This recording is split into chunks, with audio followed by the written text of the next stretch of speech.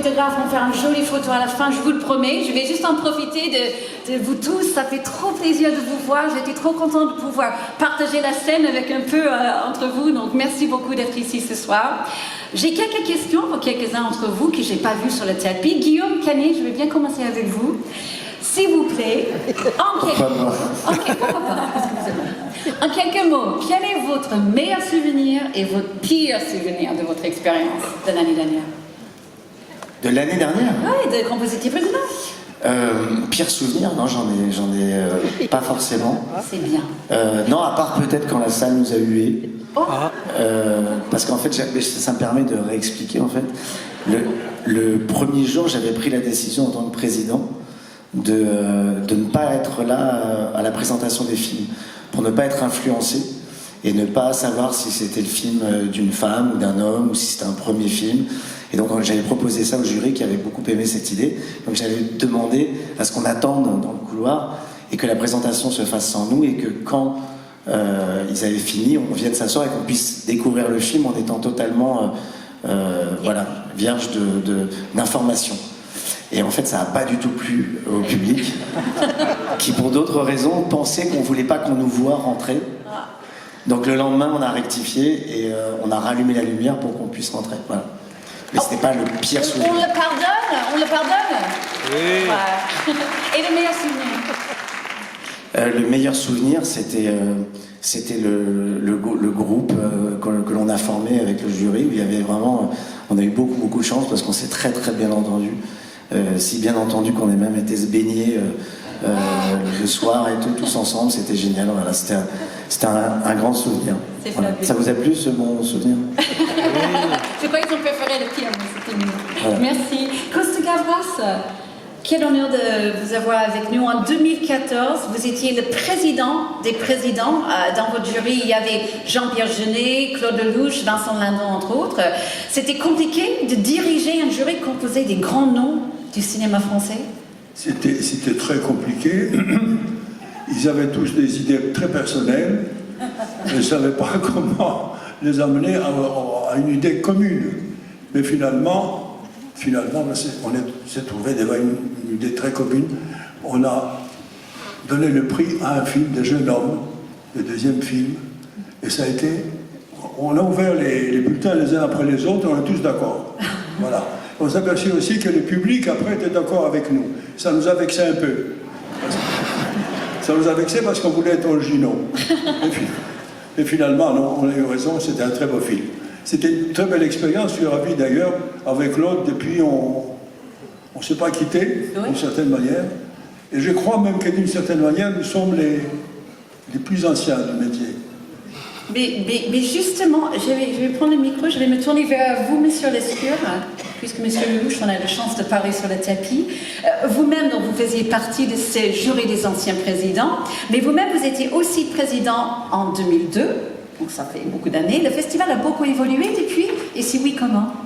Il a évolué en devenant un festival avant tout américain, mais qui respire toutes les résonances de l'Amérique et qui sont universelles. Ce qui fait que je trouve que tous les apports à la compétition ou hors compétition, des documentaires, les relations qu'on a instaurées avec le festival et avec la Croisette, l'heure de la Croisette aujourd'hui, la fenêtre française, et en même temps c'est avant tout le festival américain de Deauville, le festival du film américain de Deauville, mais ça reste, ça montre toute la correspondance et toutes les détonations du cinéma américain sur l'ensemble de la planète et le dialogue franco-américain. Je trouve ça vraiment intelligent. Et je voudrais dire combien je garde un souvenir affectueux, parce qu'en 2002, lorsque Bruno Bard m'a proposé d'être président, c'était quelques semaines après que Jean-Marie Messier m'ait viré de Canal. Donc j'ai trouvé qu'il y avait une espèce d'élégance qui allait bien à Deauville. Voilà, merci beaucoup Pierre Lescure. Guillaume, vous pouvez donner votre micro à Élodie, s'il vous plaît? À Élodie. Élodie, Oui, pardon, j'entends. Voilà. Élodie, oui, j'ai une question pour vous. Alors, comme beaucoup de membres du jury, on vous a demandé de rendre hommage à quelqu'un, et il me semble que cette expérience n'a pas fini exactement comme ce que vous voulez. Oui, c'est vrai que quand j'étais dans le jury. Il y a 2 ans, on m'a demandé, l'organisation m'a demandé de rendre hommage à Lucy Boynton. Alors j'ai d'abord refusé parce que c'est pas un exercice avec lequel je suis très à l'aise. Je connaissais pas très bien en plus le travail de cette actrice, donc je me trouvais pas très légitime pour pouvoir lui rendre hommage, mais la force de persuasion de l'équipe a fait que je l'ai fait. On a élaboré un texte d'hommage ensemble avec l'équipe du festival. J'ai donc potassé, bachoté, lu et relu ce texte de 3 pages avant de monter sur scène pour m'adresser à elle. Et puis lorsque je suis montée sur scène, à mon pupitre, il y avait mes feuilles. J'ai commencé à lire mon hommage. Je l'avais beaucoup relu, mais je ne l'avais pas appris par cœur.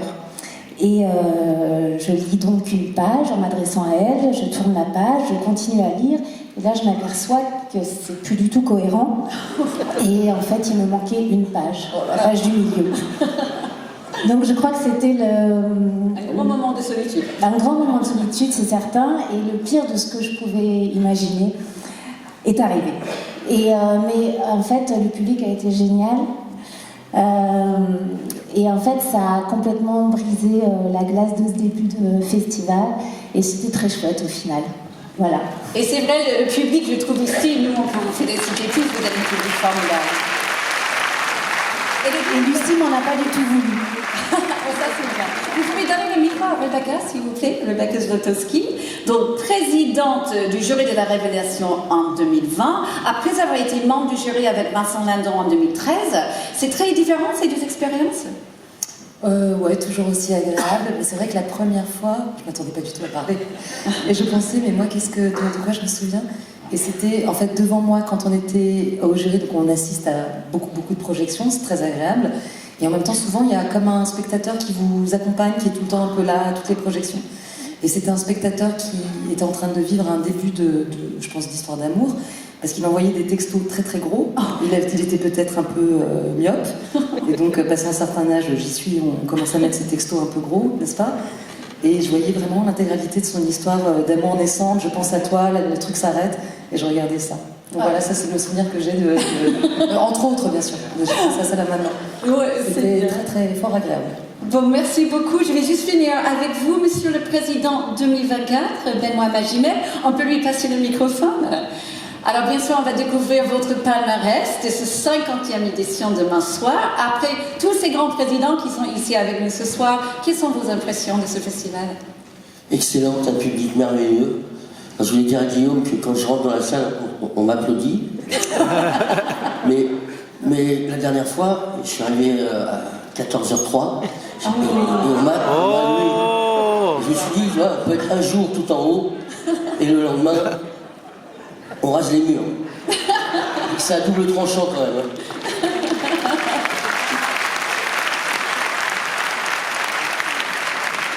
Non, c'est un honneur quand je vois tous ces membres du jury, c'est extraordinaire. C'est vraiment une ville de cinéma, Deauville. Ce que je remarque, c'est la passion de tous ces spectateurs qui aiment le cinéma. C'est un bonheur. Voilà, c'est un bonheur.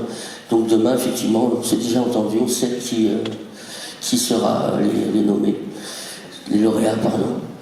Et je peux vous le dire tout de suite? Non. Comme ça, demain, hein? Pourquoi pas? Voilà. Non, je suis ravi d'être avec tous ces gens, avec tous ces grands metteurs en scène, ces actrices, toutes ces personnes-là. C'est un honneur pour moi. Merci. Mais c'est un vrai honneur pour nous aussi. Je vais prendre le micro. Benoît Magimel, on va récupérer votre micro.